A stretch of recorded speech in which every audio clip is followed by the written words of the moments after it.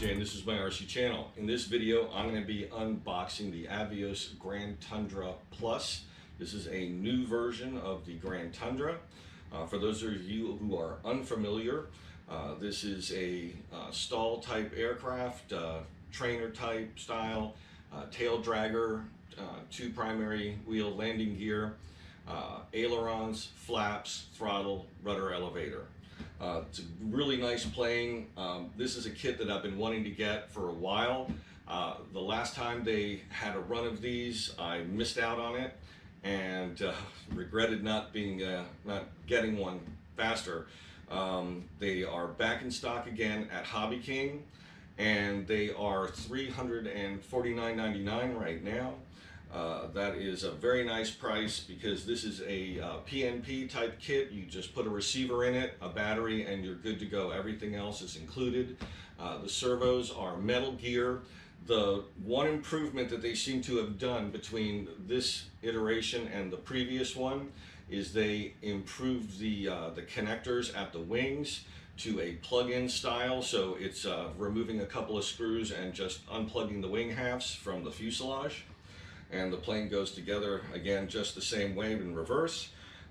It flies on a 4S or a 6S.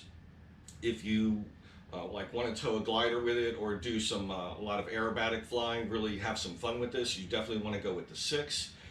In the boilerplate, it says that you need to buy a separate prop for the 6S. It comes with a 17/8 prop, which is for the 4S, and you need to go with a 16/8 for the 6S. It's got an 80 amp speed controller built into it. All the servos are metal gear. There are 2 9-gram and 4 17-gram servos in this kit. And of course they are installed, they're not just loose. I didn't want to imply that. It's got navigation and landing lights. In other words, there's a couple of lights on the wingtip, and there's 2 big LEDs concealed behind little plastic covers in the leading edge of the wing. 2 of them, one on either wing half about midway along. Let's see. The flaps are 90-degree capable. In other words, they can drop all the way down. They cannot go up, so you can't like make them function as a second set of ailerons like some kits allow for. But that's just fine. Apparently these planes do quite nicely with aerobatic maneuvers and such. It's got a very broad flight envelope, and it still has the little wing diffusers. That was one of the things they'd added to the previous version, so I think this is the 3rd iteration on this particular kit. They're like little vortex generators, like a little crow's foot plastic thing that are arrayed in a row along the leading edge of the wing. Those prevent the plane from tip stalling as easily. It allows slow flight to be more stable. This is, if you're familiar with the Durafly Tundra, I have a Durafly Tundra V2. That is almost a measurement for measurement clone of this plane, with the exception that it's scaled down. This is a 1700 millimeter wingspan, that's 67 inches. The Durafly Tundra is 1300 millimeters or 51 inches. So this is substantially larger, but they're going to have very similar flight characteristics. If you've flown a Tundra and liked it, like I said, I've had one. I've put a lot of flying on that. I've had some rough landings. I even did a treetop landing on it, unfortunately. And not only did it survive crashing through the tops of several trees, but it survived the retrieval process as well, with just a few dents, dings, and a broken prop. I didn't even have to replace any of the parts like canopies or hatches or anything. Like I said, aside from a few dings, it's still totally flyable, and just a wonderful little plane. So this is going to be even more fun because it's substantially larger. It'll fly more gently, and just bigger planes are just fun as can be. It has a glider tow hook location or tow line location right on the CG. on top of the wing, so you can attach a cord and tow gliders, you know, from the ground up to height and release them. It can be set up with floats or skis. Those are separate items. The floats run about $40 and they are available, and the floats come with all the extra hardware needed, plus the stickers in both color schemes that the Grand Tundra is offered in, which is blue and silver and green and gold. I went with green and gold. The skis are about $17 from HobbyKing. I have a set of those. I bought them for another application, but definitely we'll use them on this if we see some snow this year, this winter. But I'll certainly be flying this a lot as is, and with the wheels, they're huge. I mean, the wheels are almost a 7-inch diameter wheel, big, thick, foamy tires, so even fairly heavy grass, these planes have no trouble with. And you know, gravel roads, any type of roughish surface is going to be no problem landing this plane. So it's if you're even remotely interested, I highly recommend jumping on it right away. If you're within the continental United States shipping area, you're not going to pay anything shipping. They are currently at both of HobbyKing's locations in stock, which is their West Coast United States location and their international location, which is in Hong Kong. Now, if you've got to ship through their international, you're going to pay for shipping. You're going to pay a lot more for the kit, so that may be a little cost prohibitive for you depending on what your other options are. But if you're within the United States, you're going to get the free shipping. I highly recommend this plane at $350. You just can't go wrong. It is a really, really nice plane. And as I said, it comes mostly built. So I'll be doing a build video on this as soon as my local club is able to open again with you know, the virus issues. We're in a national park that we fly at, so that's or a state park. So those are all closed at the moment. We're hoping to have them opened up soon and be able to fly again. So I'll get some flight videos on this as well. I don't have any lakes right nearby me, so I don't know if I'm going to do the floats at some point. I may not. So we'll see how that goes. But you know, at that price point, this is a plane that if you had no other airplanes and you were fairly new to the hobby or even brand new to flying, this would be a great opportunity, because this is a plane that you can grow into. You can start out flying nice and easy, and you know, start out with just the 4S battery and have a really good time, and you know, very stable flyer, great trainer, you know, learn the ropes, learn the process, and then, you know, as you want to stretch yourself and get more aerobatic and do more things, you can put in a 6S and really start going to town with this and have a lot of fun. So a nice place to begin, or if you just want a nice big gentle flyer, you just can't go wrong. So I highly recommend getting one. If you're even interested, jump on it while they are available, because I'm sure there's a lot of people like me that have been waiting most of 12 months for these to come back in stock, and now that they're back in stock, they're going to vaporize. That's my prediction. In any event, let's take a look inside the box.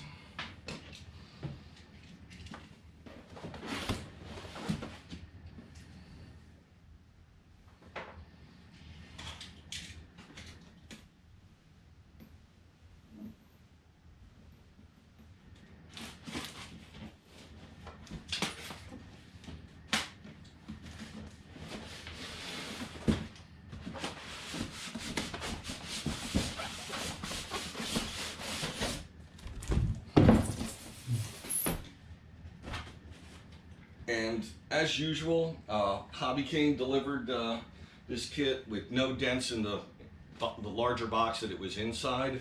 They do a really good job on packaging. I've been ordering from HobbyKing for quite a while, and I've never received a box that was damaged. That also speaks to the carriers they're using, but whether it was the international or whether it was from the US location, I've never gotten a box that had damaged stuff inside it. So let's see. landing gear. The landing gear are metal, and it's a variety of pivot point locations so that the landing gear can swing. It's got some spring shock absorber setup that allows this to handle rough landings. The landing gear is really impressive. I'll try to get some close-ups for you. It's all metal, as I mentioned a moment ago, and it's very solid and has a good feel of weight to it, so it looks like something that's going to be durable. This is interesting. There's two props. I would swear in the boilerplate it says that the 16/8 is not included, but yep, we've got a 17 and a 16. So the white one is the 16. That's fine. I already ordered a 16 so I would have it, but that's great. It's already there. So these are our wing struts. And these are these are like carbon tubes. They may be fiberglass, I can't tell just looking through the plastic, but these are for the wing, and then there's a small one for the tail section. So there's two struts for the main wing. I'm not sure what this is for. It's just a little foam piece. We'll figure that out. And then we got a bag of stuff. I'm gonna come around and give you some close-ups on this. Here we have our control rods and the struts for the tail. That's kind of a nice option that they did, aside from the carbon rod that is going to go through the horizontal stabilizer. They give a pair of support brackets similar to the ones that are on the wing. And that's going to make sure that that stabilizer can't fold up or flutter, and that definitely leads to you know, acrobatic and high stress flying. The tail assemblies in here. These rubber bands are going to be for the landing gear, and there's some miscellaneous hardware. It is a full steerable tail wheel in a fairly decent size, about 1.25 inches.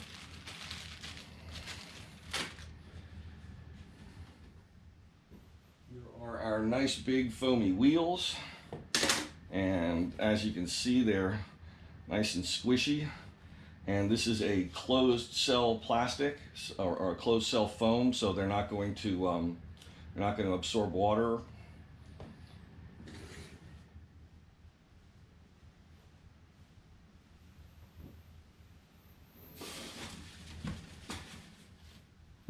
Here's our rudder. And there's no light on the rudder, so I think the only lights are on the wingtips and halfway along the leading edge. There may be a nose light on the fuselage. I don't know. We'll see.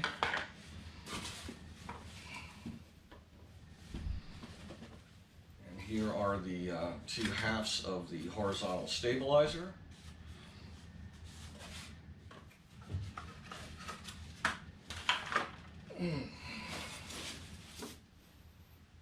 Interestingly enough, it comes with two canopies. This is the hatch to access the battery and the receiver in front of the airplane. This one doesn't have any decals on it because it has a hole for a servo, and this would be used for one of those servo actuated gimbals, so you can have a camera on here for FPV flying that you can turn left and right and up and down if you are set up for that. Otherwise, you can just mount a straight ahead view camera and not have the lookabout, but still be able to fly the plane FPV. So that's nice that they include that. Here is our fuselage. As you can see, it's a big boy. It's nice and solid. Everything looks good. Got some nice big holes in the rear for venting air. This is, like I said, this is almost identical to the Tundra. Looks like there's a light down here on the bottom of the fuselage, and looks like there's another light here on the rudder at the right here where my thumb is. Let me take a look down the nose. And it looks like there may be two lights up here in the nose. One on the left and one on the right side of this lower aperture here. All the stickers look good. We have that front hatch here, which is just magnet. And there's our nice big 80 amp speed controller. It's an Aerostar. And we have another hatch here in the rear that allows us access to the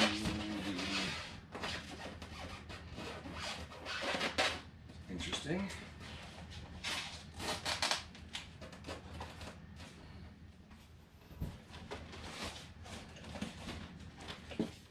Where are the other servos?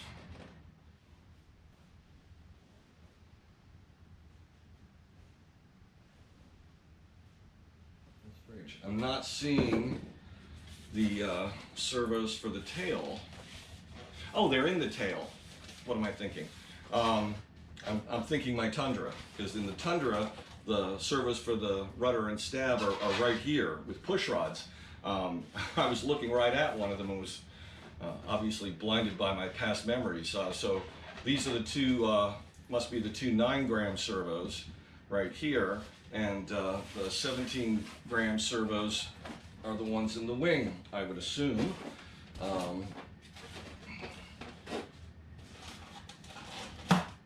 Everything is all wired. As you can see, this is going to be a fairly quick assembly.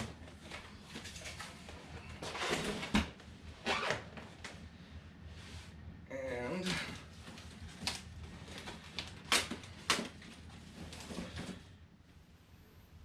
here we have one wing half and our two servos.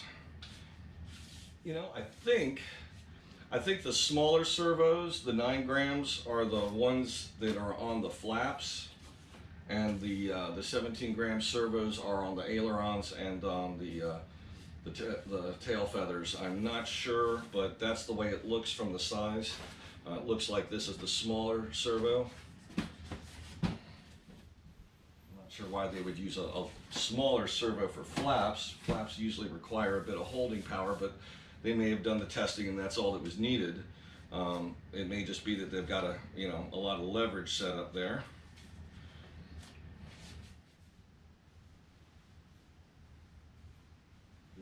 Connection. All the stickers look nicely done. There's our little tail lights, and as you can see, there's a nice big LED with a nice cutaway area and a plastic cover.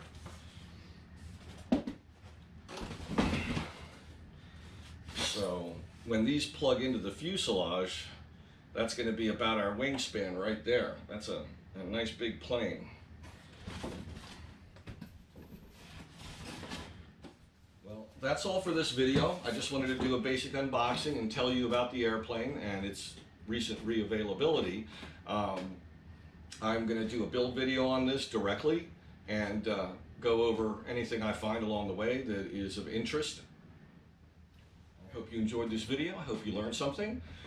If you are interested in buying this plane, I think you'll be quite happy with it. Anyway, thanks for watching, and please click like and please subscribe if you haven't already subscribed. To my subscribers, my great thanks. I've had a lot of new subscribers since the new year, and I really appreciate the interest in the channel. Thank you.